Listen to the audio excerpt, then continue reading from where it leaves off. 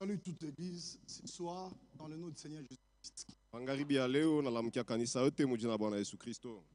Je remercie les anciens de cette église Asante wazee wa makutano parce qu'ils nous ont librement cédé la chair kwa maana walituachia kiti ya mahubiri pour apporter la parole de Dieu. ili tulete neno la Mungu.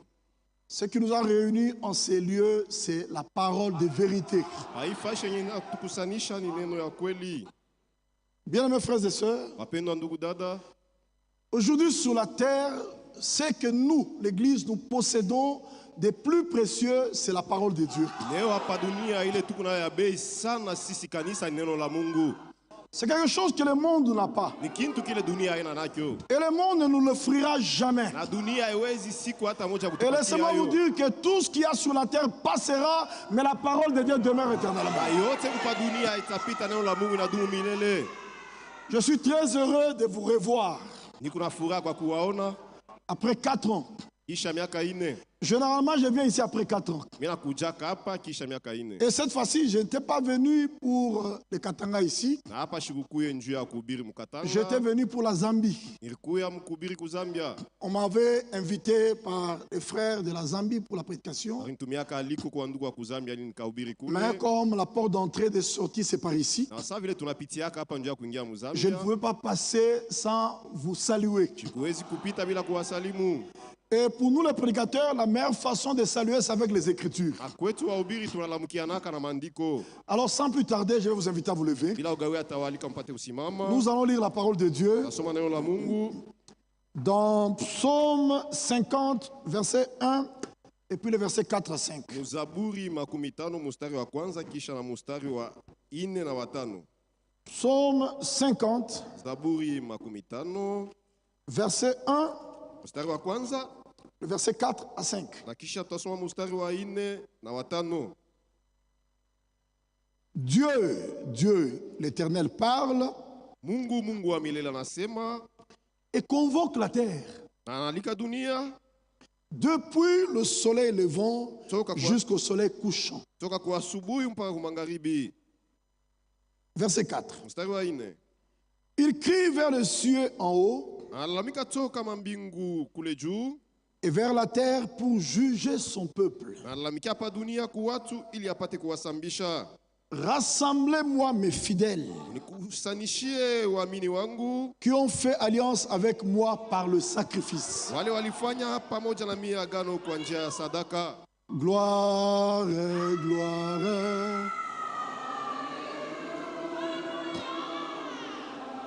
Gloire.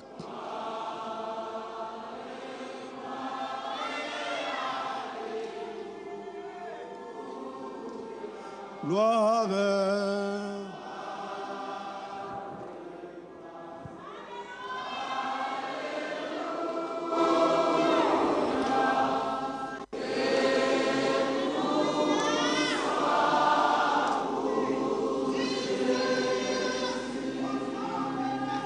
Bien-aimé Père Céleste, auteur de la vie, auteur de la parole, ton peuple est rassemblé pour entendre ta parole. Seigneur, étends ta main, utilise-nous comme de simples instruments par lesquels tu feras entendre ta parole à ton peuple. Ce soir, que chacun sorte d'ici édifié et perfectionné. Nous croyons, Seigneur, que tu le feras. Ainsi, nous te l'avons demandé dans le nom du Seigneur Jésus-Christ. Amen. Veuillez vous asseoir. Nous parlerons aujourd'hui sur le rassemblement des élus. L'interprète. Nous parlerons sur le rassemblement des élus. Tutasemea kuhusu mkusanyiko ya wateule. C'est ça le sujet qu'on va étudier ce soir. Jo tungo tutasemea hapo magharibi. Bien mes frères et sœurs, Wapendwa ndugu dada, le but du message du temps de la fin, kifukuzio ya ujumbe wa wakati ya mwisho c'est de rassembler tous les élus ni ukusanisha wateule wote sur toute la terre. wa dunia yote mzima. Angalia Mzaburi 50 yote tunatoka mkusoma. Il est écrit ceci. Au verset 1er. Dieu, Mungu Dieu, Mungu l'Éternel parle wa milele anasema et convoque la terre. Dieu convoque la terre. Et maintenant, écoutez une chose. Il convoque la terre anaita dunia depuis le soleil levant jusqu'au soleil couchant. toka kwa asubuhi mpaka magharibi. Bien mes frères, Wapendwa ndugu, ce qui est écrit là ile imeandikwa pale n'a jamais eu lieu dans un autre âge. haiyafanikaka Là. ile imeandikwa pale N'a jamais eu lieu dans un autre âge. haiyafanikaka mkizazi kingine, Mais cela a lieu dans notre âge. lakini kunafanika mwi kizazi yetu, Et particulièrement maintenant. na kwa upekee ni hapa sasa. Dans toute l'histoire du salut. Muhistoria yote ya wokovu, Quand Moïse parlait, wakati Musa alikuwa c'était anasemaka, seulement en Israël. alikuwa anaambiaka tu watoto wa Israeli. Quand Frère Madame parlait, Wakati ndugu Branham alikuwa anasema, c'était aux États-Unis, ilikuwa ni ku Amerika, le Canada, ku Canada, et puis le frère Franck en Allemagne, na ndugu Frank ku Germany, Junior Jackson en Afrique du Sud. Junior Jackson ku Afrika Kusini. Mais aujourd'hui, je vous parle. Lakini leo hapa Il y a une tunahubiri sainte convocation huku aliko qui takatifu rassemble les élus de toute la terre pour qu'ils inakusanisha wateule entendent wote Dieu wa au dunia même mzima moment. ili wasikie Mungu wakati moja moja. Frère, Wandugu, cela n'est jamais arrivé dans tous les âges. ila yafanikaka mvizazi vyote, Mais cela arrive dans notre âge lakini inafanyika parce mkizazi que yetu Dieu est en train d'achever son œuvre. juu Mungu yako namaliza kazi yake, Et ce qui nous fait du bien, na ile c'est inatufurahisha. avec nous que Dieu achèvera. Mungu yako namaliza kazi yake pamoja na sisi.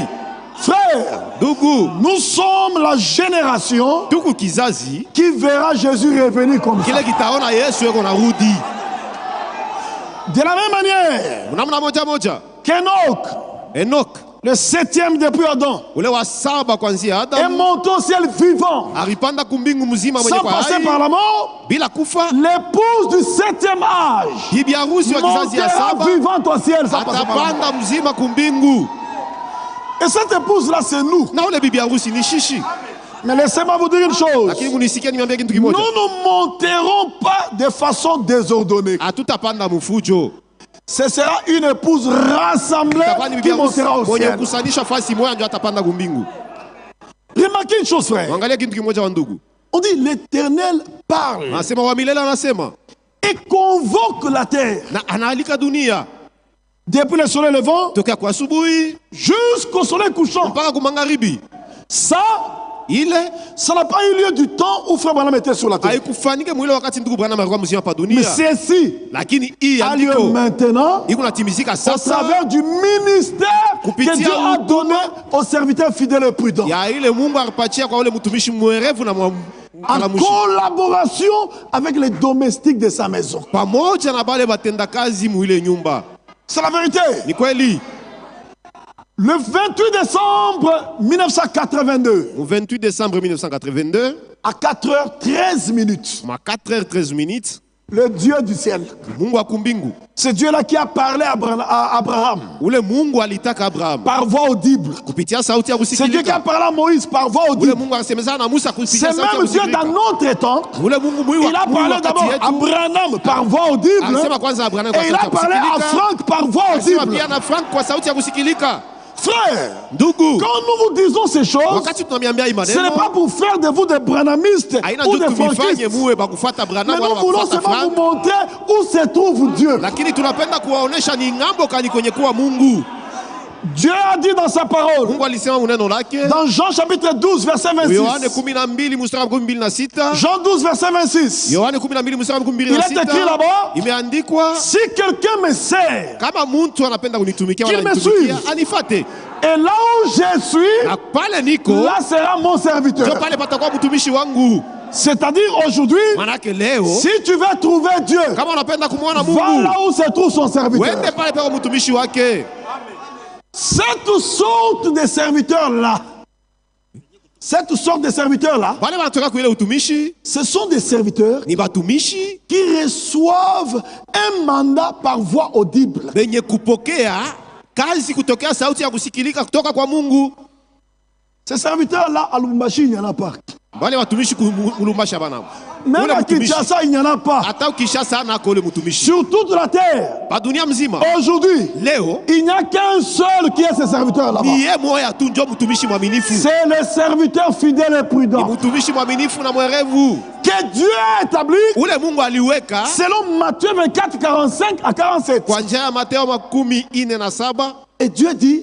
Na Mungu anasema. Si quelqu'un me sert. Kama mtu anitumikia. Qu'il me suive. Anifate. Et là où je suis, na pale niko, là sera mon serviteur. Ce genre de serviteurs-là, quand vous les rejetez, vous allez rendre un service à Dieu en dehors de sa volonté.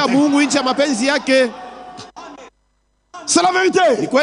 Quand vous les rejetez, vous vous écartez du chemin de l'enlèvement.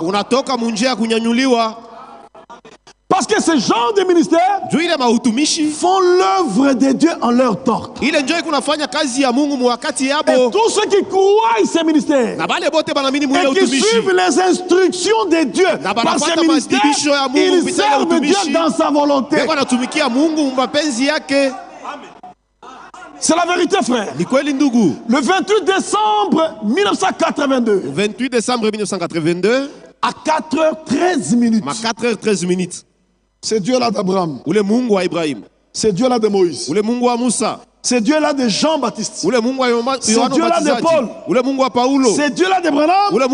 Est descendu en Allemagne. Et il a dit à frère Franck. Mon serviteur, rassemble-moi mon peuple. Est-ce que cela signifie que nous tous nous devons quitter Lubumbashi pour aller en Allemagne? Non. Il s'agit du rassemblement autour de la parole de vérité. C'est-à-dire quoi? Le même enseignement qu'il donne en Allemagne, c'est le même enseignement qui est donné à Lubumbashi. C'est aussi le même enseignement qui est donné à Kinshasa. C'est-à-dire quoi? Aujourd'hui, le monde entier, du soleil levant jusqu'au soleil couchant, tout le monde peut s'asseoir au même moment et écouter les mêmes enseignements. Frère, c'est du jamais vu. Dans tous les âges passés, mais dans notre âge c'est possible. Dieu est en train de faire l'histoire du salut au temps de la fin. Dieu fait l'histoire du salut. Et c'est avec nous qu'il le fait. Nous sommes très heureux parce que nous sommes participants de son plan au temps de la fin.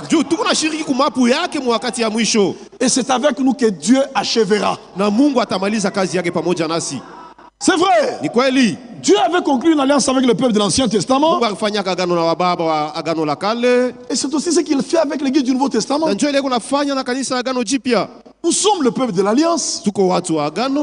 Et dans les circonstances particulières,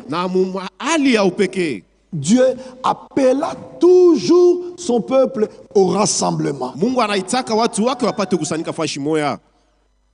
Même lors de la sortie de l'Égypte, cela arriva. Je vais me promener un peu avec vous dans les Écritures afin de vous montrer les rassemblements là, depuis l'Ancien Testament jusqu'au jour de l'enlèvement. Écoutez frère, quand vous prenez votre Bible, dans Deutéronome chapitre 4 verset 10, Deutéronome 4 verset 10, il est écrit ceci. Souviens-toi du jour où tu te présentas devant l'Éternel ton Dieu à Horeb. Lorsque l'Éternel me dit, assemble auprès de moi le peuple. Quand le peuple est invité au rassemblement, ce n'est pas pour que ce peuple vienne contempler un homme. C'est pour que ce peuple-là se rassemble autour du Seigneur lui-même. Frère, même ce soir, le Seigneur a déjà dit, là où deux pale watu wawili ou 3 watatu sont assemblés wanakusanyika à mon nom, mjina langu, je suis au milieu d'eux. niko katikati yabo. Est-ce que vous croyez que Jésus est au milieu Je de nous? mnaamini kwamba Yesu yuko katikati yetu? C'est-à-dire que ce soir, Haki nous ne magharibi sommes pas rassemblés autour d'un homme, hatukusanyike mais nous pembeni ya sommes kando rassemblés ya autour mtu, du Seigneur. lakini tunakusanyika kando kando ya Bwana. Et quand nous sommes rassemblés autour du Na Seigneur, wakati tunakusanyika kando c'est kando ya afin que Bwana le Seigneur nous fasse entendre sa parole. ni ili tusikie neno la Mungu. C'est vrai. Kweli, Écoutez, usikie. lorsque l'Éternel me dit, Wakati wa milele aliniambia, assemble près de moi les peuples, kusanisha pembeni yangu watu, je veux leur faire entendre mes paroles. tawasikilisha maneno yangu. Frère, Ndugu, mes paroles. maneno yangu C'était pas les paroles du prophète. haikukwe maneno ya nabii. Le prophète ici, c'est Moïse. Huyu nabii anasemea hapa ni Musa. Donc même Moïse n'avait pas le droit de faire entendre ses opinions au peuple de Dieu. Hata Musa shukwe na halali ya kupeleka mawazo yake kwa watu wa Mungu.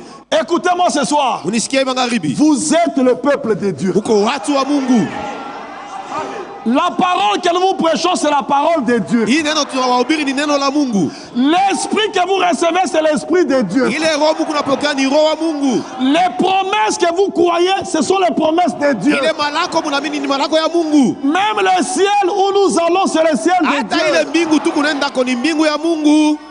C'est la vérité, frère. Ni kweli ndugu, Tout est lié à Dieu. yote ni ya Mungu. C'est pourquoi dans l'église, Ndio kwa maana mkanisa toute la gloire doit revenir à Dieu. frère. utukufu yote napasha kumrudilia Mungu peke yake. On peut pas monter ici pour glorifier un homme. Hatuwezi kufika hapa njia ya kutapa mtu wala kutukuza Jamais. mtu. Hapana. On peut pas donner la gloire à un homme. Hatuwezi kuleta utukufu ya Mungu tupatie C'est Dieu mtu. seul qui mérite la gloire. Ni Mungu yeye peke ndio anastahili utukufu. C'est pourquoi, frère, Ndio kwa maana ndugu, quoi que nous croyons hata kama tunaamini vitu gani, que Dieu a envoyé un prophète, oh Mungu alituma nabii, William Branham, hata kama tunaamini Mungu alituma nabii, nous ne William le prêchons Branham, pas. lakini hatuwezi kumhubiri. quoi que nous croyons Hata vile tunaamini que Dieu a suscité les serviteurs fidèles et ya prudents, kusema Mungu alilamusha mtumishi mwaminifu na Notre frère mwerevu, Frank. ndugu yetu Frank, mais nous ne les prêchons pas. lakini hatuwezi kumhubiri. Mais finalement, qui prêchons-nous? Sasa tuko nahubiri C'est nani? Jésus-Christ le Seigneur que nous prêchons. Ni Yesu Kristo Bwana yetu ndio tuko nahubiri. C'est lui seul. Ni yeye peke. C'est pourquoi, frère, Ndio kwa maana ndugu, si vous lisez la Bible, kama unasoma Biblia, vous ne voyez pas Jésus. aone mo Yesu, Vous avez mal lu. unasoma mubaya. Prenez les lunettes de Dieu, Beba makalashi ya Mungu, revenez là-bas, urudiria pale vous trouverez Jésus ulisoma, na là-bas. utaona hapo Yesu. Les tonnéristes, Wale wa kuamini les mbinguni, tonnéristes, wale wa kuamini quand on mbinguni, parle des lunettes de Dieu, wakati wanavaa makalashi ya les Mungu, tonnéristes pensent que les lunettes de Dieu, ce sont les brochures. wao wanawaza sema makalashi ya Mungu ni mabroshire. Quand Frère Branham disait en Wakati son Mungu Bwana temps, alikuwa anasema kama wakati yake, prenez les lunettes de Dieu, wewe makalashi ya Mungu, les brochures n'existaient pas. hakukwake mabroshire, Mais les lunettes de Dieu existaient. lakini makalashi ya Mungu ilikuwa kama C'est wakati quoi yake. les lunettes de Dieu? Makalashi ya Mungu ni nini? C'est le Saint-Esprit. Ni Roho Mtakatifu. C'est vrai. Kweli. Si vous voulez comprendre la Kama parole, unapenda kuelewa le neno, Saint-Esprit doit vous Roho enseigner. Mtakatifu anapasha kufundisha. Et le Seigneur avait dit, Na Bwana alisema quand le Saint-Esprit viendra, wakati Roho Mtakatifu il vous atakuja, conduira dans toute la vérité. atawaongoza katika kweli yote. Le Saint-Esprit, Roho Mtakatifu c'est ça les lunettes de Dieu. ndio makalashi ya Mungu. Vous savez, frère, Unajua ndugu, nous vous prêchons la parole révélée. tunawahubiri neno yenye kufunuliwa, Mais cette parole révélée que nous vous prêchons, lakini ile neno yenye kufunuliwa quand vous tunawahubiri l'écoutez, wakati le mnaisikia, Saint-Esprit doit vous la révéler. Roho là-bas. Mtakatifu anapasha tena kufunulia hayo. C'est la vérité. Ndio vile, Sinon, vous sortirez sans comprendre. kama haina vile utatoka hapa bila kuelewa kitu. C'est l'Esprit qui révèle. Ni Roho ndio kunafunula maneno. Écoutez, Usikie, assemble auprès de moi le peuple. mkusanishe kando kando yangu watu, Je veux leur faire entendre mes paroles, tawasikilisha maneno yangu, afin qu'ils apprennent à me craindre tout le temps qu'ils vivront sur la terre. ili wajifunze kunyongopa wakati yote wataishi pa dunia, Et afin qu'ils les enseignent à leurs enfants. na ili wafundishe ile kwa watoto yabo. C'est-à-dire que quand Dieu nous convoque au rassemblement, Maka wakati Mungu anatuita tupate kusanyika, c'est pour que nous puissions entendre ses paroles. ni juu tusikie maneno yake. Et les paroles de Dieu que nous entendons doivent emmener en nous la crainte de ce Dieu-là. Na ile maneno ya Mungu itufundisha tupate kumwongopa ule Mungu tunasikia. Frère, Ndugu, quand nous recevons la parole de Dieu, wakati tunapokea neno la Mungu, même notre vie doit être différente des autres. hata maisha yetu inapaswa kuachana na ya watu wengine. Même notre façon de nous habiller doit être différente des autres. Hata mvario yetu napaswa kuachana na watu wengine. Tout notre être doit être différent. Bubutu bwetu bunapaswa kuachana. On ne peut pas recevoir la parole de Dieu, mais nous vivons comme des païens. Mais tunaishi sawa pagano. Non, Hapana. il faut qu'il y ait une différence entre nous et ceux qui n'ont pas reçu la parole de Dieu. Inapaswa kuwa chanisho kati yetu na wale hawapokea neno la Mungu. Une païenne Mwanamke mupagano qui n'a pas écouté la parole ule ashiashikiaga poneno s'habille avec des habits qui exhibent son corps. na ile mavazi inaonesha mwili wake. Toi, tu as écouté la parole, Wana osha kushikiaga tu portes neno. aussi des habits qui exhibent ton corps. Na huku nafanya mavazi mwa kuonesha mwili wako. Où se trouve la différence? Sasa achanisho iko wapi? Frère, Ndugu, nous recevons la grâce de Dieu pour devenir des enfants obéissants. ili tuwe watoto watiifu. Même dans la rue. Même dans la rue. L'interprète. Même dans la rue. Hata mubalabala. Quand on voit une païenne Wakati unaona mwanamke mpagano et une chrétienne, na mwanamke mwenye il kuamini, faut que la différence soit visible. inapasha kuwa achanisho. Elle doit être visible des cheveux jusqu'aux ongles. Ila achanisho yanzie kunywele mpaka kumankucha yake. Quand Dieu nous convoque au rassemblement, Wakati Mungu anatuita tupate kukusanyika fashi moya, c'est pour nous faire entendre ses paroles, ni njoo tusikie maneno lake, afin que nous apprenions à le craindre tout le temps que nous vivons sur la terre. ili tujifunze kumwogopa wakati yote tukubazima pa dunia. C'est la vérité. Ni kweli. Et la Bible dit, afin qu'ils les enseignent aussi à leurs enfants. Na Biblia inaendelea mkusema tufundishe ile na kwa watoto yetu. Aujourd'hui, les enfants sont bourrés de séries, Leo batoto banaiwa tu ni maseri ya television, du théâtre, novelas, mateatre ya novelas, les sketchs ici, jouer ma sketch, tout ce qu'on voit là-bas, le théâtre, jouer kani bintu kani beko naona des kule ba vedettes ici, vues de loin, ba vite de loin. et toutes ces choses-là. Ana bale bengine Ça, bale. les enfants connaissent. Bile batoto yetu banabiwa sana. Mais les enfants ne connaissent pas les noms des apôtres. Lakini batoto abayo manjina mitume. Les enfants ne connaissent pas les noms des prophètes. Batoto abayo manjina banabii. Tu demandes à un enfant le nom du prophète de notre temps, il ne connaît pas. Unamuuliza mtoto njina nabii wakati yetu Mais ashimfahamu. demande à cet enfant-là le Muulize nom du mtoto. joueur du Real de Madrid. Jina ya joueur mwa kwa Real de Madrid. Il connaît avec perfection. Anabayua bote. Il peut te faire le classement du Real de Madrid depuis le gardien jusqu'au numéro 11. Anaweza kutayama numéro ya bo numéro 1 ou numéro 5. Mais dis-lui de citer seulement les 12 apôtres. Il ne Lakini connaît mwesha pas. kutaya yeko tu mitume 12 ashibayue. Frère, Ndugu. le temps est venu où nous devons nous rassembler Wakati pour entendre la parole. tupate kukusanyika njoo ya kusikia neno.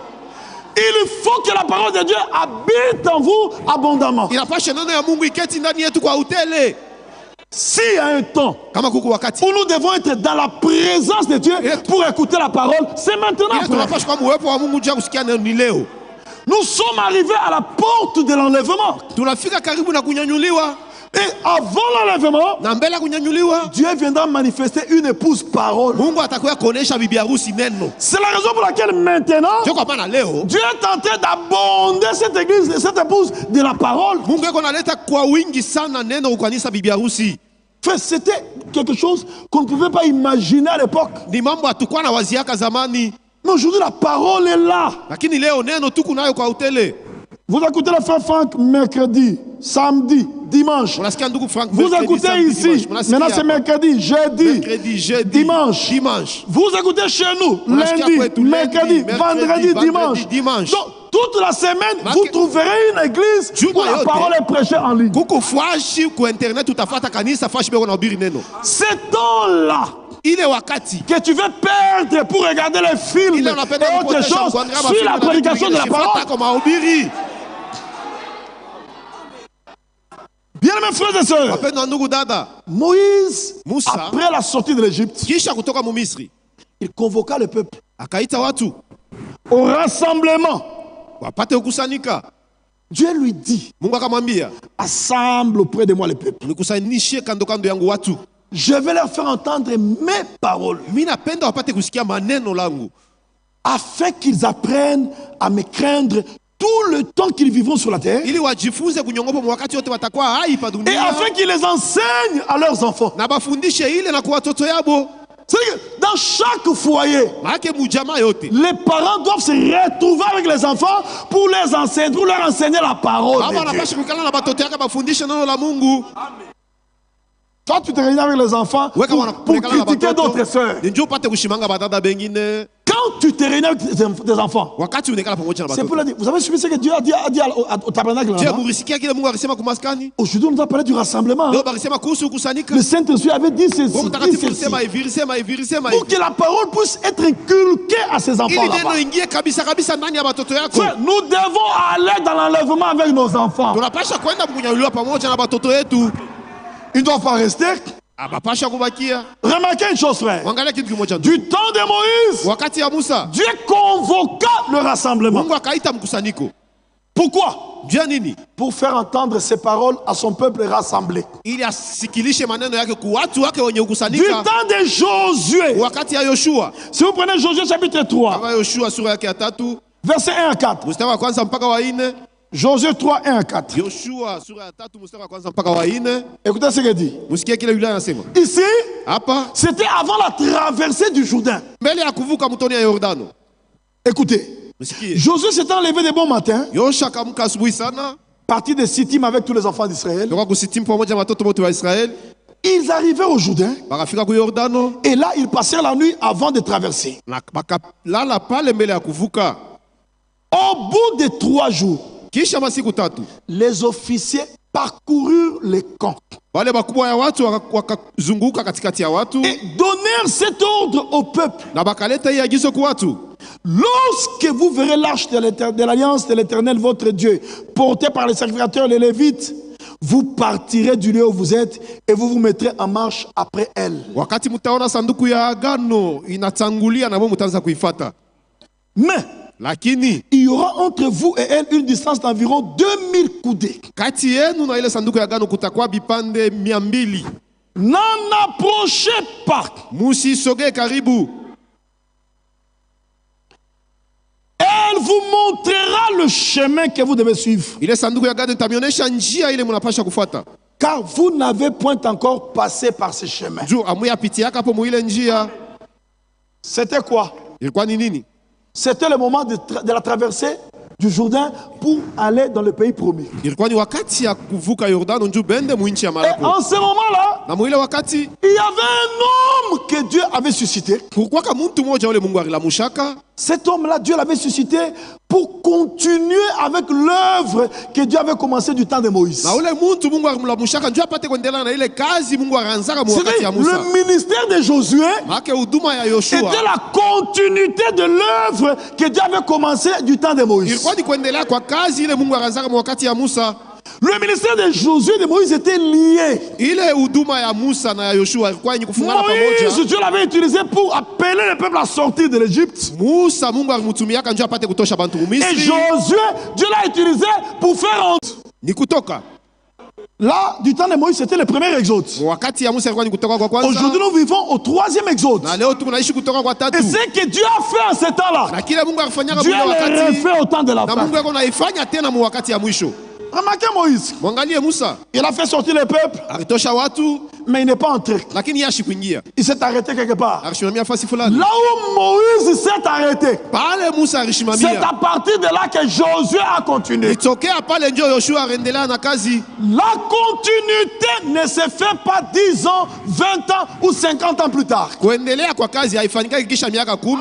continuité se fait directement après là. Regardez Moïse et Josué.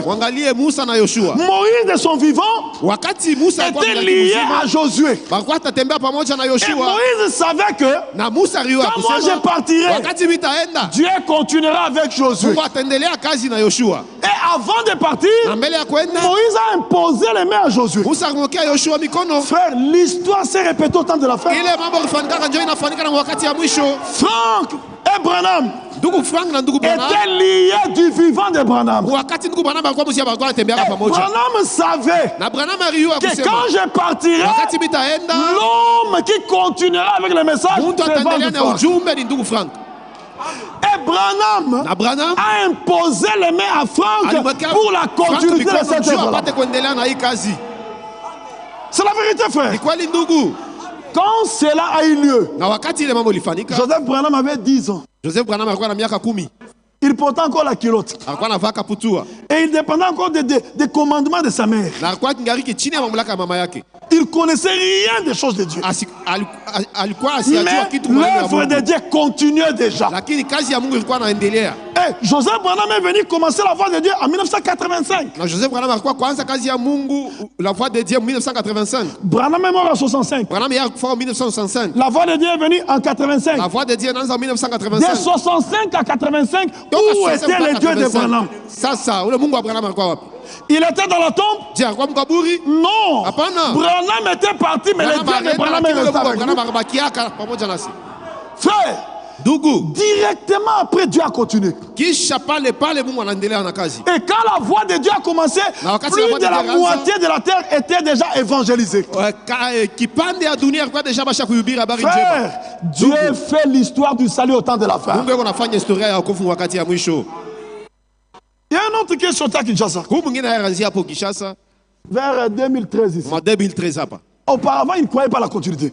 Zamani ashikuwa na mini yake asema kazi ya Mungu Mais inaendelea. quand il a vu que c'est quelque chose qui se trouve dans les brochures, Mambo yenye kwa ma brochure. au lieu de croire à ce que Dieu fait, Pali pa kuamini kukile Mungu yuko anafanya deja. possédé par un démon religieux, lui-même s'autoproclame. Yeye anajiita yeye peke anakuwa Frère, ule. dans le royaume de Dieu, on ne s'autoproclame pas. Wafalme ya Mungu abajiwekake mkazi wewe C'est peke. Dieu lui-même qui appelle et établit. Mungu njoo anaita anakuita na anakuweka mkazi.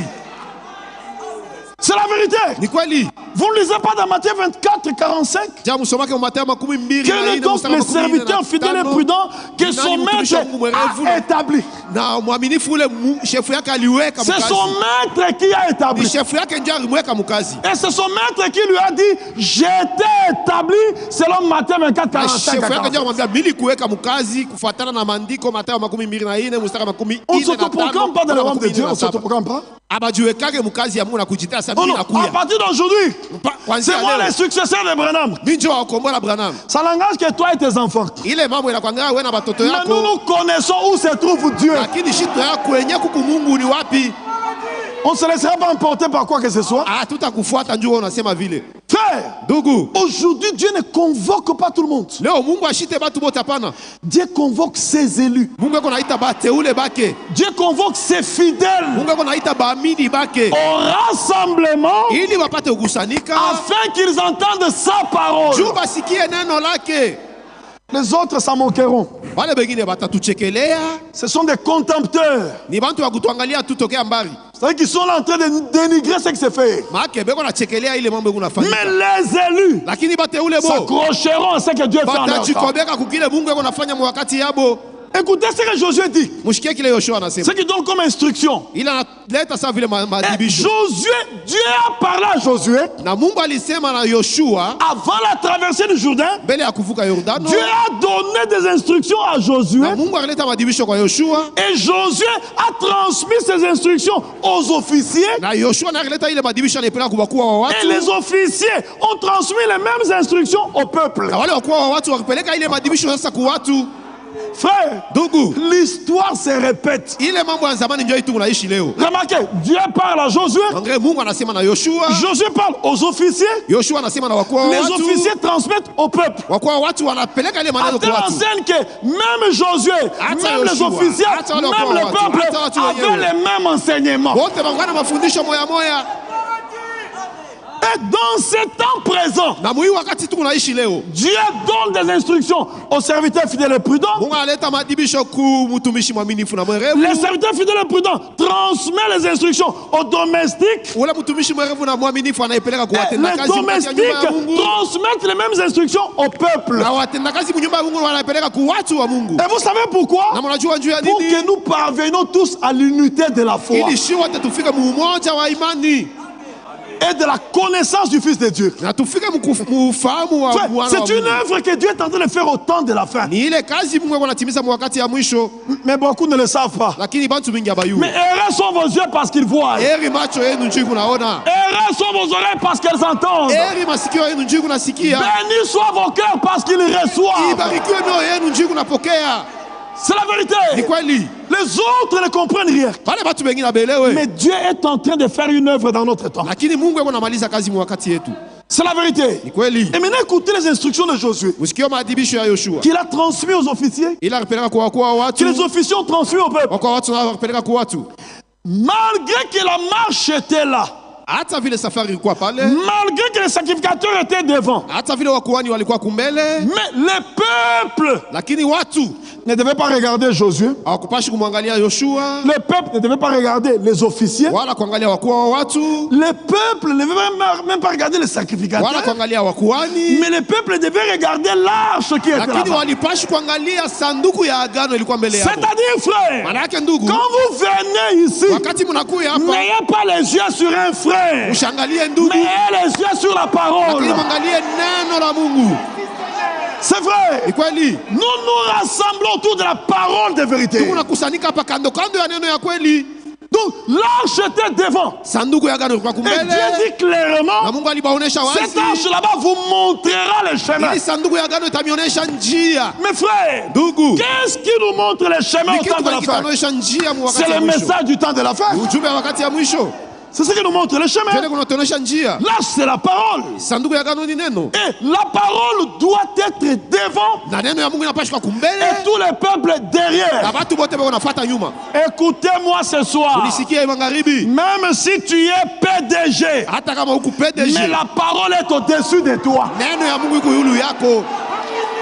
Dans cette église ici réunie, l'autorité, c'est la parole de Dieu.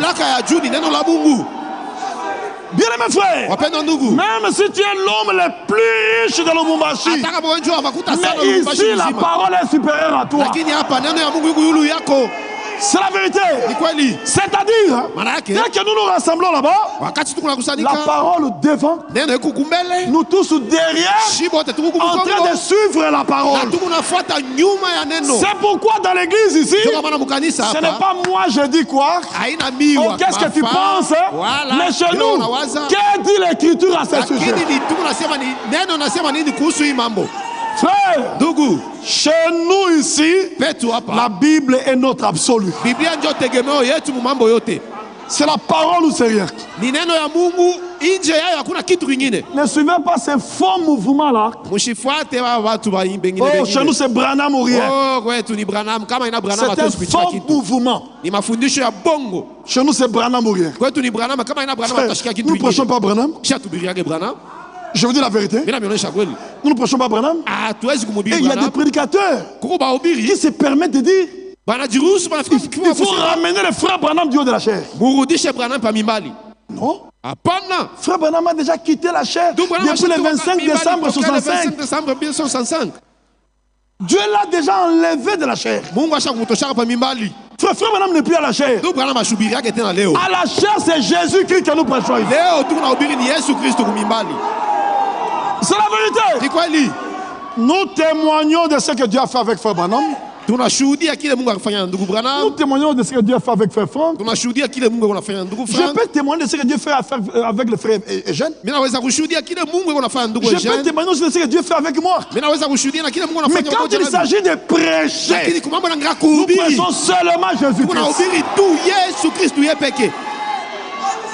Ça, il faut qu'on se le dise. L'évangile centré sur la personne de Frère Branham ne vient pas de Dieu. Le centre de l'évangile, c'est Jésus-Christ. Mais même le Frère Branham lui-même l'a dit. Frère Branham lui-même l'a dit. Il dit si vous lisez la Bible, vous ne voyez pas Jésus. Vous avez mal lu. Jésus lui-même l'a dit. Jean chapitre 5 verset 39. Vous sondez les Écritures parce que vous pensez avoir en elles la vie éternelle. Ce sont elles qui rendent témoignage de moi. Même Paul, l'apôtre des païens, l'a dit dans Hébreux 10 verset 7. Paul l'a dit dans Hébreux 10 verset 7. Il dit voici je viens pour faire ta volonté. Dans le rouleau du livre il est question de moi. Bananisemea kuhusu mimi. Voici le rouleau. Maandiko yoi. Et Jésus dit, Na Yesu anasema dans le rouleau du livre, mumaandiko il est question de moi. wanasemea kuhusu Yesu. C'est-à-dire, Maana yake de Genèse 1, verset toka 1, mwanzo sura ya kwanza jusqu'à Apocalypse 22, verset 21, mpaka Ufunuo. il est question de Jésus-Christ. Wanasemea kuhusu Yesu Kristo yeye pekee. C'est la vérité, frères et Ni sœurs. kweli ndugu dada. C'est pourquoi si vous enlevez Jésus de la Bible devient comme n'importe quel livre. Ndio kwa maana kama unatosha tu Biblia Yesu, Biblia inakuwa sasa kitabu chote chote. C'est lui qui donne le sens et la valeur à la Bible, c'est Jésus-Christ. Unaleta bei na maana kwa hii Biblia tunasomaka ni Yesu Kristo. C'est pourquoi vous verrez qu'au commencement de la Bible, dans Genèse 1, il est question de lui. Kumwanzo sura ya kwanza mstari wa Quand vous lisez kuhusu au Yesu. commencement, Dieu créa les cieux et la terre, c'est Dieu-là, c'est Jésus-Christ. Ule Mungu ni Yesu Kristo. Et pour clôturer la Bible, Unajua kumaliza Biblia, pour signer la fin de la Bible, Dieu ya kuweka il nukta ya est mwisho écrit dans Biblia. Apocalypse 22, verset 21, que la grâce de notre Seigneur Jésus-Christ soit avec tous. Neema ya Bwana Yesu Kristo iwe pamoja nanyi mwe bote. C'est-à-dire, Maana yake il a commencé à la Bible alianza Biblia et il a terminé la Bible. na anaimaliza pia. Parce qu'il est le commencement et Dieu la ni fin. mwanzo na mwisho. Il est le premier, il est le dernier. Ni wa kwanza na tena ni wa Il est mwisho. l'alpha, il est Ni l'oméga. alfa tena na Il est la omega. pierre angulaire, il est la pierre de fer. Ni jiwe ya chongo na jiwe la msingi. C'est vrai. Ni kweli. Notre Seigneur Jésus-Christ, Bwana wetu Yesu Kristo il demeure le Dieu incomparable. anabakia ule Mungu hatuwezi kulinganisha na Mungu Frère, est-ce que vous mwingine. êtes dans la joie ce soir? Je, mnafurahi magharibi? Ah, si vous êtes dans la joie, dites amen. à la Katika parole. furaha mseme amen. Amen. Bien aimé frère, Wapendwa ndugu, Jésus-Christ est incomparable. Yesu Kristo hatuwezi kumulinganisha na Mungu mwingine. Même ce soir, Hata hii magharibi c'est Jésus qui vous a invité. ni Yesu ndiye alimialika hapa. Nul ne peut venir à moi Hakuna mtu anaweza kuja kwangu si le Père ne l'attire kama premièrement. Baba ashimvute kwanza. Et il a ajouté, Na aliongeza quand kusema, j'aurai été élevé de la terre, wakati tanyanyuliwa toka dunia, j'attirerai tous les hommes vers moi. tafuta watu wote kwangu. Nous ne sommes pas attirés vers un prophète, Atuvute mais kwa nous sommes nabii, attirés vers le Seigneur lakini de gloire. tunafuta kwa Bwana yeye pekee. C'est la vérité, frères et sœurs. Kweli ndugu dada, Rien que la vérité. ni kweli tu. Vous avez vu, hein? Unaona? Josué rassembla le peuple avant la traversée. Yoshua akakusanisha bantu mbele ya kuvuka Yordano, Il donna des instructions aux officiers. akaleta maagizo kwa wakubwa wa watu. Type de ministère. Make ni mfano ya mautumishi. Dieu Mungu parlait à Josué, alikuwa anasema na Yoshua, un seul serviteur, utumishi moja, et celui-là devait communiquer aux autres serviteurs. na ule anapasha kupeleka ile mambo kwa watumishi wenzake. Dieu fait l'histoire du salut. Mungu yuko anafanya historia ya wokovu. Même au temps de la fin, Hata wakati ya mwisho, Dieu parle à un serviteur Mungu yuko anasema na mtumishi et moja, lui transmet à d'autres na serviteurs. anaipeleka kwa watumishi wenzake Et les autres wengine. serviteurs transmettent au Na peuple. wale watumishi sasa wanaipeleka kwa watu. Et dans ces moments-là, Na mwile wakati la sasa, même vision de Dieu ile ono moya moya ya est Mungu répandue sur toute l'église. inapelekwa mkanisa yote mzima. C'est ce que Dieu fait maintenant. Na njoo kile Mungu yuko anatimiza sasa. Nous continuons, frère. Tunaendelea ndugu. Prenez votre Bible. Bebe wa Biblia yenu. Genèse 49, verset 1 à 2. Mwanzo sura 49 mstari wa kwanza na wa pili. Genèse 49, 1 à 2. Mwanzo 49 mstari wa kwanza na wa pili. Ça, c'était maintenant du temps de Jacob. Ilikuwa ni wakati ya Yakobo. Il est écrit. Imeandikwa. Jacob appela ses fils Yakobo akaita watoto yake et dit, na akasema, assemblez-vous mkusanyike et je vous annoncerai ce qui vous arrivera dans la suite du temps. na tamiambia mambo itafika mwenda mashiku. C'est que même pour connaître ce qui aura lieu dans le futur, il faut d'abord se rassembler. Hata njoo ya kuyua ile mambo itafanyika mwenda mashiku, tunapaswa kusanyika fashi moya. Frère, chaque jour quand nous nous rassemblons, Dieu nous révèle des secrets. Kila siku wakati tunakusanyika hapa, Mungu anatufunulia basiri yake. Et nous connaissons ce qui aura lieu dans le futur. Na tunajua ile mambo itafanyika kisha masiku. C'est vrai. Kweli? Écoutez, Msikie.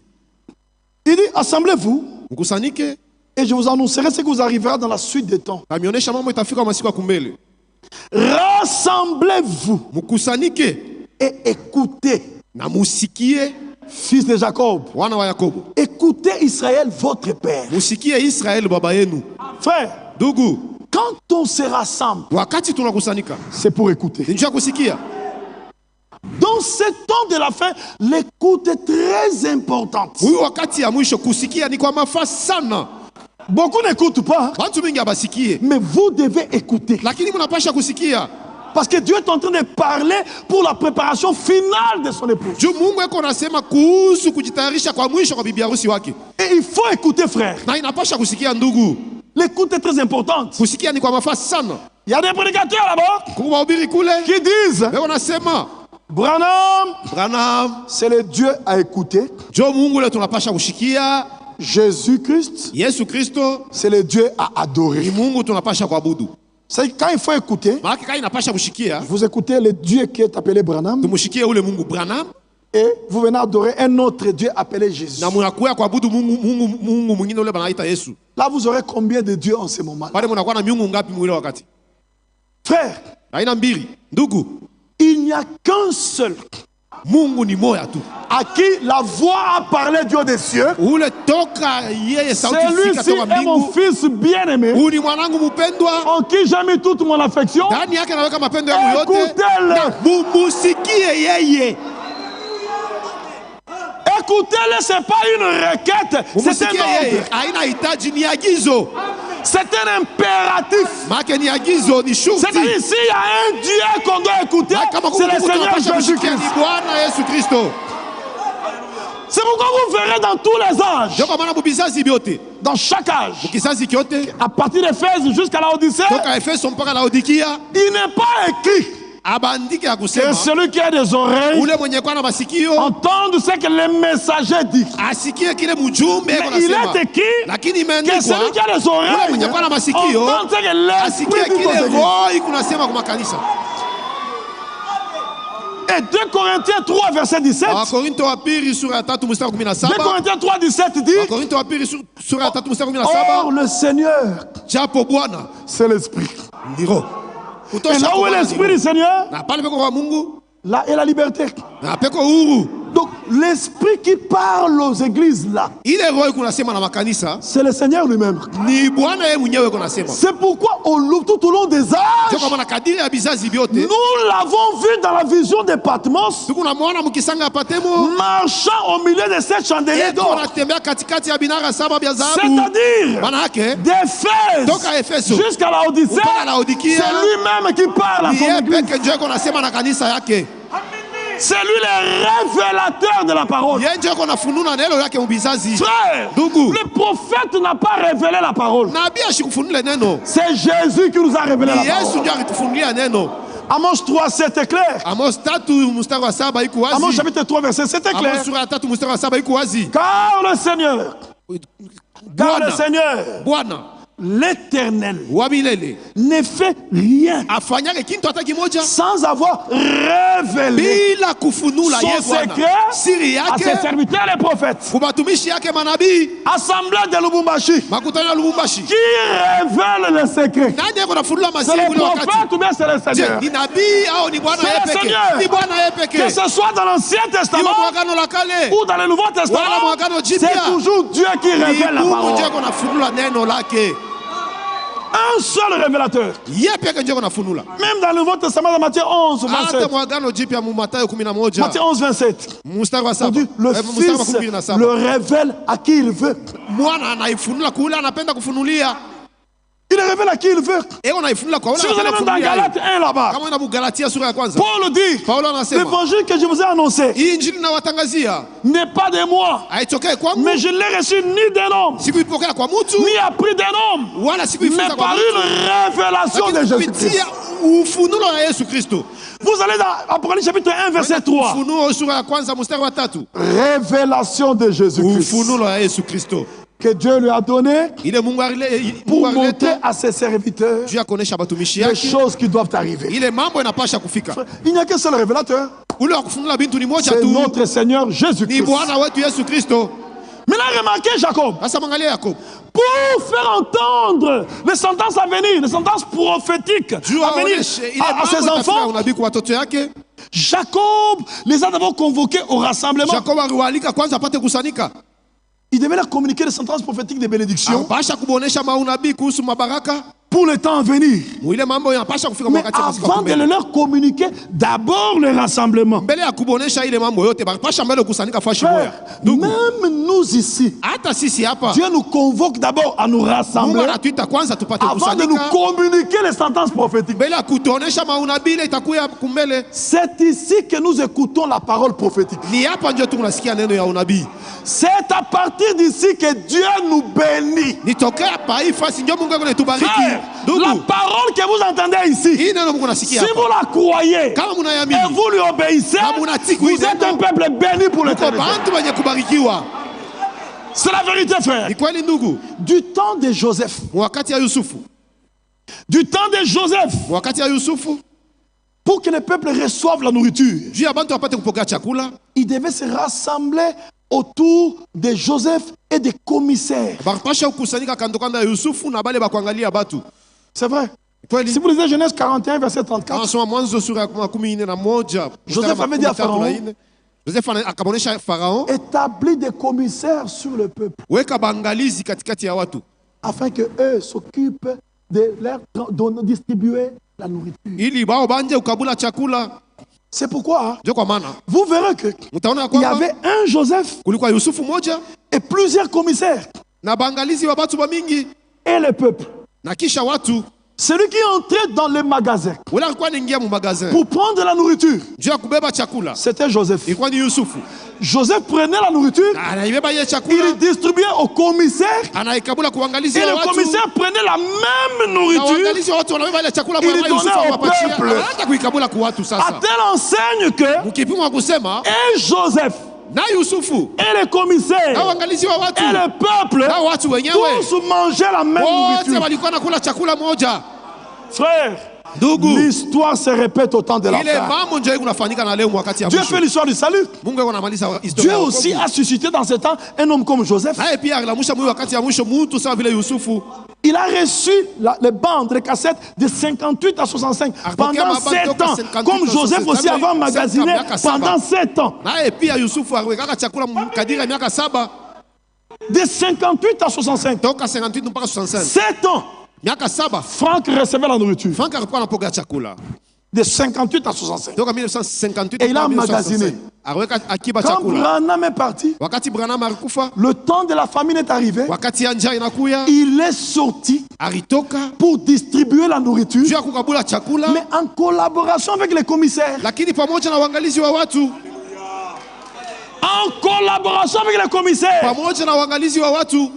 À Kanyaka, frère Franck n'est pas arrivé là-bas. Ndio Frank ashafikaka ukanyaka. Mais il y a des commissaires qui sont là-bas, Lakini kuko uangalizi wa watu wako pale. qui prennent la nourriture Donc on a chez même les chakula. serviteurs fidèles et prudents Ule et qui mtumishi donnent au mwaminifu peuple. na na panapatia kubale batu wa ukanyaka. C'est la vérité. Ni kweli Aujourd'hui, leo frère Franck ne voyagera plus. ndio Frank asitasafiri tena, Mais les commissaires sont en train de voyager. lakini uangalizi wa watu wako wanasafiri. Même ce soir, c'est un commissaire qui a voyagé Hata hii magharibi uangalizi wa watu ndio wanasafiri kwa kuleta avec chakula. la nourriture Na chakula pour le peuple de Dieu. juu ya watu wa Mungu. Et c'est de cette manière Ni muhimu namna que l'église épouse atteindra l'unité de la ndio foi. kanisa itafikia umoja wa imani. C'est la vérité. Ni kweli Même du temps d'Esther. hata mwakati ya Esther. Esther chapitre 2 verset 3. Esther sura ya pili mstari wa 3. Prenez votre vie, nous sommes presque à la fin. Donc kumwisho, karibu na kumwisho. Il me reste quelques minutes que le frère Kapande m'avait donné. Wakiama dakika kidogo ile ndugu Kapande alinipatia. Écoutez, Usikie. Esther chapitre 2 verset 3. Esther sura ya pili mstari wa 3 Il est écrit, imeandikwa hivi. c'était au moment où on devait choisir la reine, Ilikuwa ni wakati ya kuchakula la malkia, femme du roi. ule mke wa mfalme. Et avant qu'on choisisse la femme du roi, Na mbele ya kuchakula mke wa mfalme wala écoutez ce malkia, qui a été donné comme décret. musikie ile maagizo barileta. Que le roi établisse dans toutes les provinces de son royaume des commissaires. Mfalme aweke mu majimbo yote ya ufalme wake uangalizi wa watu, Des commissaires chargés de rassembler toutes les jeunes filles, uangalizi wa watu wenye kuwa na kazi ya ukusanisha vijana vichakazi yote, vierges wa binti et yote, belles de figure, bikira na warembo, à Suse, la capitale, kusizi kule kumuji dans la mkubwa, maison des femmes, munyumba ya wanamuke, sous la surveillance des gays, chini ya mwangalizi Ege, eunuque du roi et gardien des femmes. ule mtoasi wa mfalme. eunuque du roi et gardien des femmes, mtoasi wa mfalme na wa kuchunga qui banamuke, leur donnera les choses nécessaires pour leur toilette. ule atawapatia vifaa njoo ya kujitengeneza. Frère, Ndugu, on devait trouver une reine. bakapasha kupata malkia moya. Mais pour qu'on trouve la reine, on a convoqué les rassemblements des vierges. Lakini njoo ya kupata ule malkia bakapasha kusanika mabikira. Vous suivez? Munanifata? Qu'est-ce qui rassemble les vierges au temps de la fin? Ni banani be unakusanisha mabikira mu wakati ya mwisho? C'est le message du temps de la fin. Ujumbe wa wakati ya mwisho. C'est ce qui rassemble les vierges. Njoo ile kunakusanisha mabikira. Mais là, du milieu de ces vierges-là sortira la reine, Sasa l'épouse. kati ya ile mabikira njoo patatoka bibi harusi malkia. Aujourd'hui, Leo quand Dieu nous convoque au rassemblement, wakati Mungu anatuita tupate c'est kusanika, pour faire sortir son épouse. ni njoo atoshe katikati yetu bibi harusi wake. C'est la vérité. Ni kweli. Vous négligez les rassemblements, vous ne serez pas l'épouse. Wewe kama unasula mikusanyiko hautakuwaka bibi harusi siku hata moja. On devait convoquer les vierges. Bakapasha kualika mabikira. Et Dieu utilisait des commissaires, Na des Mungu alikuwa ministres de la anatumia parole, batumishi ya neno, bangalizi sous ya la watu. surveillance des guets. Chini ya Hagai mwangalizi mkubwa. Bien mes frères.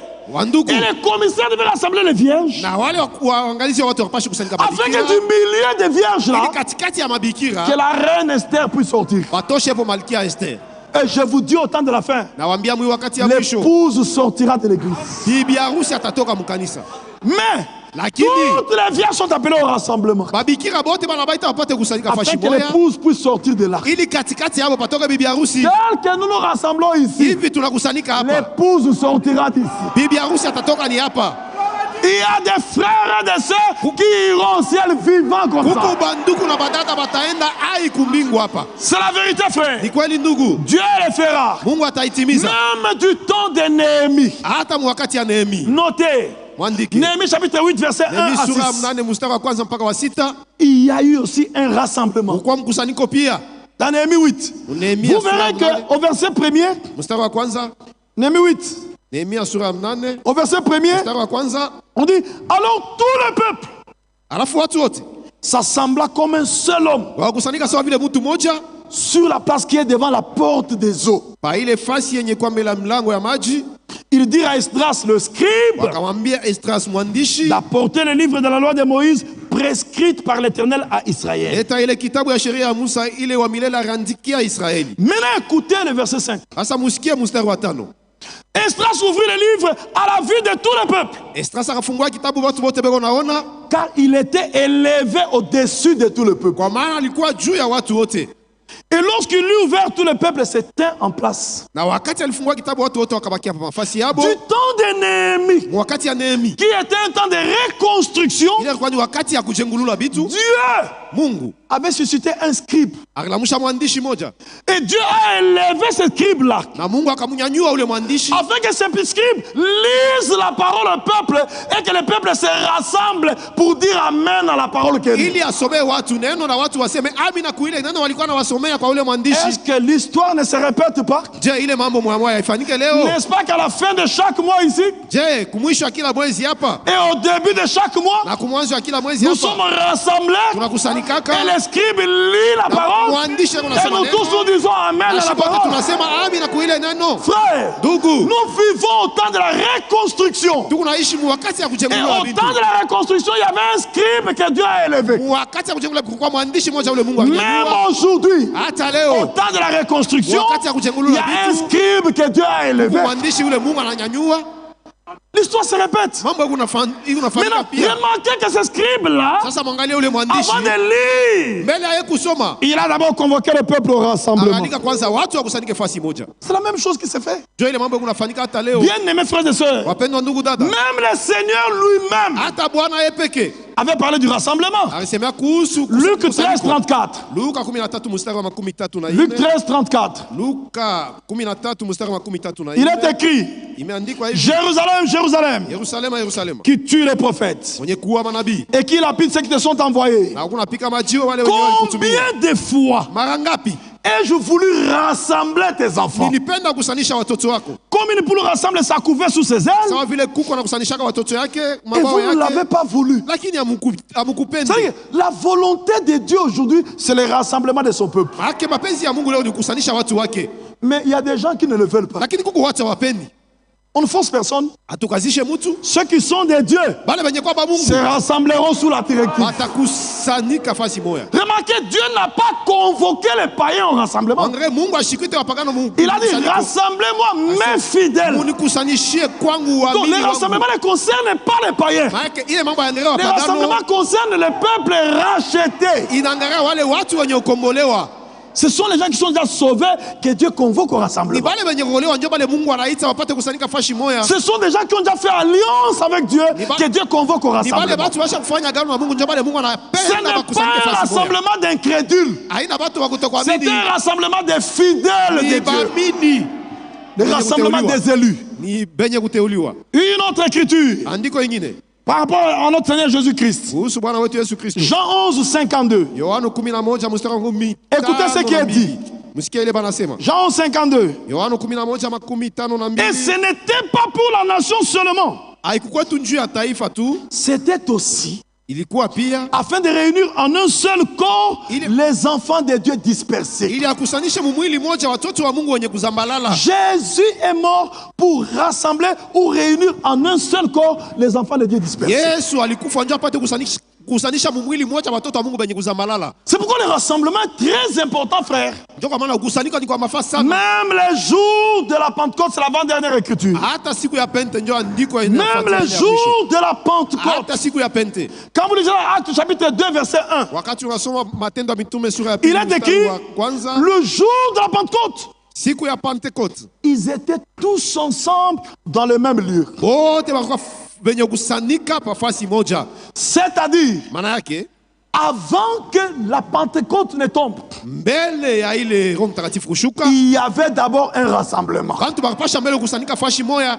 Frère, Ndugu, ce qui est a déjà été. kila kitu kunafanyika leo kisha fanikaka Et ce zamani qui sera a déjà été. na kila kitakuya kisha Dieu fanikaka. ramène ce qui est passé. Mungu anarudisha paka vile vilipitaka Au zamani. commencement de l'église, Kumwanzo ya kanisa, pour que la Pentecôte tombe, juu ya Roho Mtakatifu apate pour que kushuka, le Saint-Esprit tombe sur l'église, juu ya Roho Mtakatifu ashuke Dieu mkanisa. avait convoqué le rassemblement dans la chambre haute. Mungu alitaka bantu wakusanyike mwile chumba ya juu. Ils ont reçu le Saint-Esprit en étant rassemblés. Bakipokea Roho Mtakatifu mwenye kusanyika fashi moya. Écoutez-moi, frère. Unisikie wa Même au ndugu, temps de la fin, hata mwakati ya tous mwisho ceux qui obéissent Bala à wote l'ordre wako du natii. rassemblement, la pluie de la uagize ya saison kusanyika fashi tombera sur eux. moya na Roho Mtakatifu atashuka yulu yabo.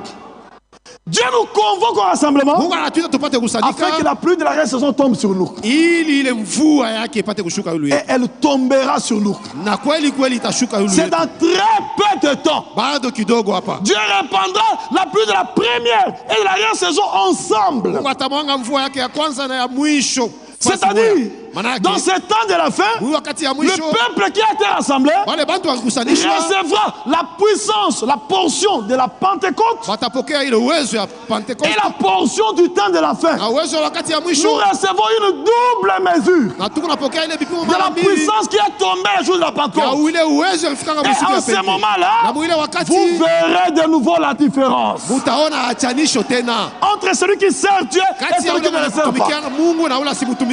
En ce moment-là, Na ile wakati l'épouse ne restera plus cachée. bibi harusi hasitafichama L'épouse tena, sortira dans la rue atatoka et mubarabara nous ne crierons na pas. hatutalalamika Nous tena, parlerons. tutakuwa nasema tu Les choses arriveront. na ile mambo itakuwa natimizika. Pourquoi crier? Juu ya nini Mungu analalamika? Pourquoi crier? Juu ya nini Mungu analalamika? Allez, parle. Sema. Ça sera le ministère de la parole parlée. Itakuwa ni utumishi ya Mais neno yenye avant kusemwa. que cela n'ait eu lieu, Mbele ya kufanyika, premièrement, il faut le rassemblement. kwanza tunapasha kusanyika fashi moya. C'est la vérité. Ni kweli. Pour entendre la parole. Juu tusikie neno. La parole qui nous prépare à ce qui vient. Neno yenye kututayarisha kwa ile mambo itakuya. Le rassemblement Kukusanyika fashi moya. convoqué par Dieu. Ile Mungu aliita. Quand Dieu vous fait entendre ces paroles, Wakati mnasikia maneno yake, cette parole-là ile neno vous yake lie à l'action présente de Dieu. inamifunga kwa ile kazi Mungu Et anafanya l'action leo. présente de Dieu Na ile kazi Mungu vous anafanya leo connectera à l'action future. itamikobeka kwa ile kazi Mungu atafanya kisha. Ceux qui négligent l'action présente Bale banasula ile kazi Mungu anafanya n'auront leo. pas part à l'action future. Abatashiriki kwa ile kazi Mungu atafanya kisha Ce ile. qui se fera dans le futur Kile kitafanyika mwenda se mashiku. prépare maintenant. Mungu anaitayarisha leo. C'est la vérité. Ni kweli.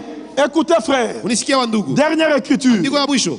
Luc 17, verset 37. Luka 17 mstari wa 37. Luc 17, 37. Luka 17 mstari wa 37. Écoutez ce qui est écrit. Musikie maandiko Je vais commencer à vinasema. 34. Mitaanzia mstari wa 34. Luc 17, 34 à 37. 17 mstari wa 34 mpaka 37. Écoutez, Munisikie. je vous l'ai dit, Nawaambia, en cette nuit-là, mwa ile usiku de deux personnes qui seront dans un même lit. watu wawili watakuwa mkitanda moja, L'une sera prise mmoja atabebwa et l'autre laissée. na mwingine batamwacha. Ma soeur, Dada, si ton mari n'obéit pas à la parole de Dieu, kama bwana yako ashitiku neno la Mungu, toi obéis à la parole. wewe endelea mkutii neno la Mungu.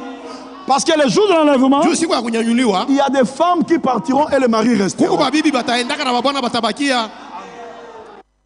Faut pas laisser la parole à cause de ton mari. Ushache neno la Mungu juu bwana yako ashamini, hapana. Il est le mari de ton corps, mais pas de ton âme. Ni bwana yako muhimu ili lakini munafsi hana bwana L'époux yako. de nos âmes, c'est Jésus-Christ. Bwana wa manafsi yetu ni Yesu Kristo. Il a épousé ton corps, Aroa ndio mwili yako, mais il n'a pas épousé ton âme. lakini ashikowe nafsi yako. C'est Jésus qui épouse nos âmes. Yesu ndio ako na roho manafsi yetu. Donc n'abandonne pas la parole à cause du mari. Usiache neno la Mungu juu ya bwana yako. Parce que le jour de l'enlèvement, Ushiku ya kunyanyuliwa, il y a des maris qui resteront et babwana les femmes batabakiaka na partiront. babibi banaenda. Frère, ce n'est pas l'injustice. Hein? Nduku haina uzalimu. Le jour de l'enlèvement Siku aussi, ya kunyanyuliwa pia, il y aura des femmes qui resteront, mais les maris batabakia na partiront. babwana wao banaenda. C'est pourquoi Ndio kwa maana n'abandonne pas la parole à cause d'une femme. usiache neno la Mungu juu ya bibi yako. Si ta femme n'obéit pas à la parole, Kama bibi yako ashitiku neno la toi Mungu, obéis à la wewe parole. endelea tu mkutii neno la Mungu. Frère, Ndugu, l'expérience chrétienne est individuelle. onjo ya Bukristo ni ya upekee. Même quand nous venons ici, Hata wakati nous tunakuya hapa, n'écoutons pas la parole pour les voisins. shishikie neno la Mungu juu ya J'écoute la parole jirani pour wangu. moi-même. Ni unaishikia juu nijenge mimi mwenyewe, Pour ma propre préparation. juu ipate kunitayarisha kwanza mimi mwenyewe. C'est la vérité, frère. Ni kweli ndugu, Je n'écoute pas pour les voisins. mimi shishikirie mtu mwingine hapana. J'écoute moi-même, je me Mimi prépare. nashikia juu nipate kujitayarisha mimi mwenyewe. De deux personnes, Kwa wale watu mbili, de deux femmes kwa wale wanawake qui mbili moudront ensemble. watakuwa na saka pamoja, L'une sera prise mmoja atabebwa et l'autre laissée. na mwingine batamwacha. Si cette sœur-là, Kama ule dada ule kuna son pembeni yake, travail, c'est de calomnier les autres sœurs. kazi yake ni kusimanga badada bengine. Toi, dis toujours du bien de tes sœurs. Wewe semaka tu paka bizuri ya badada benjako, N'écoutez pas n'importe quoi. ushishikia izuru maneno kani. Ne parlez pas n'importe quoi. Na ushisemekanye bintu ya batu. Dites seulement ce qui peut faire du bien aux autres. Sema tu vile vinaweza kujenga bantu. C'est la vérité. Ni kweli. De deux femmes qui moudront ensemble, l'une sera prise et l'autre laissée. Wale badada wawili watakuwa na saka fashi moja, mmoja watambeba na mwingine Si atabakia. elle n'obéit pas, toi obéis. Kama yashitiku neno la Mungu, wewe endelea mkutii. Et Dieu récompensera ton obéissance. Na Mungu atalipa kule kutii kwako. Écoutez s'il vous plaît. Msikie na wasi. De deux hommes Kwa wale watu wawili qui seront dans un même champ, watakuwa mshamba moja, l'un sera pris et mmoja l'autre laissé. watambeba na mwingine watamwacha. Maintenant les disciples posent la question. Sasa wafasi wakamuuliza, Où sera ce Seigneur? sasa Bwana itafanyika wapi? Cet événement-là qui prendra les gens. Itaanza kubeba watu. Cet événement qui prendra l'un ici, l'autre là-bas. Ça Ile tendo sera itakuwa nabeba où? watu. Itafanyika wapi? Wapi? Seigneur, Wapi? ça aura Fasi lieu gani? à Lubumbashi, Je, itafanyika tu Lubumbashi, à Kinshasa, wala Ukishasa, à Krefeld, wala Krefeld, au Branham Tabernacle. wala Branham Mais Tabernacle. Seigneur, où sera ce Seigneur? Itafanyika wapi? Frère, le Seigneur ne manque pas de réponse. Bwana akosake majibu. Le Seigneur a la réponse à tous nos pourquoi. Bwana eko na jibu kumambo yote yetu, wala kumaulizo yetu Même yote. quand les hommes posent des questions, Dieu répond par sa parole. Hata wakati watu wanauliza, Mungu anajibia kwa njia ya neno lake. Écoutez, Msikie, les disciples disent, où sera ce Seigneur? anamuuliza, wafasi wakamuuliza, itafanyika wapi ile maneno? Le Seigneur regarde les disciples.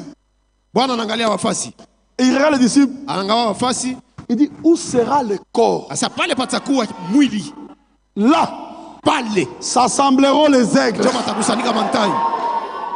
Cette écriture, Hii andiko son application littérale, kutimizika kwayo c'est le jour de l'enlèvement. ni siku ya kunyanyuliwa, Mais par analogie, lakini tukiilinganisha partout où la parole de vérité fasi yote neno ya ukweli est prêchée, il y inahubiriwa, a un rassemblement des aigles autour de la peko parole. mkusanyiko wa mantai kando kando ya neno. La preuve, alama ce soir. hii magharibi. Tous ces aigles ici Aba bantai sont wote rassemblés banakusanyika autour de la parole de vérité. kando kando ya neno la Mungu. Maintenant, frère, Sasa ndugu, tous ces aigles-là ile mantai qui yote ont obéi au rassemblement, yenye kuna tii le jour mkusanyiko, de l'enlèvement, siku ya kunyanyuliwa, le Seigneur, Bwana la meilleure aigle, ule se tiendra dans les airs. atasimama Il appellera mwewa et tous les ataita aigles se rassembleront na dans les airs. matai wote watapanda njia kumulaki. Voilà pourquoi, Ndio kwa maana si vous regardez les 7 âges de l'église, kama unaangalia vizazi saba vous kanisa, remarquez que les 7 âges de l'église utaona kwamba vizazi saba kanisa ont été représentés par les 4 êtres vivants. baribionesha na ile viumbe ine vyenye kuwa hai. Il y a eu le lion, Kulikuwa simba, le veau, kulikuwa mwana wa ng'ombe, l'homme kulikuwa mutu et l'aigle qui vole. na ntai mwenye kuruga. Mais l'enlèvement ne pouvait jamais avoir lieu dans l'âge du lion. Lakini kunyanyuliwa kungefanyika mkizazi ya simba, Parce que les lions ne volent pas. juu simba siwezi kuruga. L'enlèvement Kunyanyuliwa ne pouvait pas avoir lieu dans l'âge du veau. akungefanyika mwakati ya mwana C'est-à-dire wa du ng'ombe, 2e au 4e âge de l'église. juu toka Parce kizazi ya que les kwanza, veaux ne volent pas. juu mwana wa ng'ombe asiwezi kuluka. L'enlèvement ne peut pas avoir lieu dans l'âge de l'homme. Akungefanyika mkizazi ya Le mtu, 5e et le 6e âge de l'église. juu kizazi ya Parce tano que na ya l'homme ne sita, vole pas. juu mtu asiwezi kuluka. Mais quand nous arrivons au 7e âge de Kizazi ya l'église, saba ya kanisa, l'être vivant qui incarne cet âge, ule mtu c'est mwenye kuwa un hai, aigle qui vole. mfano wake ni ntai mwenye kuruka. C'est la raison pour laquelle Ndio kwa maana l'enlèvement aura lieu dans cet kunyanyuliwa âge. kutatimizika mwiki kizazi Et yetu. Dieu, pour concrétiser Na ça, Mungu njia ya kutimiza pour ile, concrétiser ça, njia ya kutimiza Dieu ile, nous a envoyé un prophète Mungu alitutumia aigle. nabii tai. N'est-ce pas? Haina vile. William Branham était un aigle. Abraham alikuwa ni mtai. Pour distribuer la Njia nourriture, ya kukabula chakula. Dieu a envoyé l'aigle allemand. Alituma ntai wa Kujerumani. C'est la vérité. Kweli. Et cet aigle Na allemand ule ntai wa Kujerumani travaille en collaboration avec les domestiques qui sont des aigles. pamoja na batendakazi munyumba benye kwa Et bantai. les domestiques aigles Aba batendakazi prennent la munyumba benye kwa nourriture. bantai, wanapeleka Ils chakula. donnent aux frères et aux sœurs qui sont des Beko aigles. napeleka na boko banduku na batata benye kwa bantai pia. Le jour de l'enlèvement, Siku ya kunyanyuliwa Jésus-Christ, Yesu Kristo le grand aigle, ule se tiendra dans les ntai airs. atasimama Il mwewa criera. atalalamika Montez ici. na mupande Nous monterons en tutapanda tant que des aigles sawa vile à la mantai rencontre du Seigneur dans les airs. Raki Bwana mwenye Est-ce que kama vous mantai. aimez le Seigneur? Je mnapenda Bwana. Oh, dites amen. Niseme Maman. amina.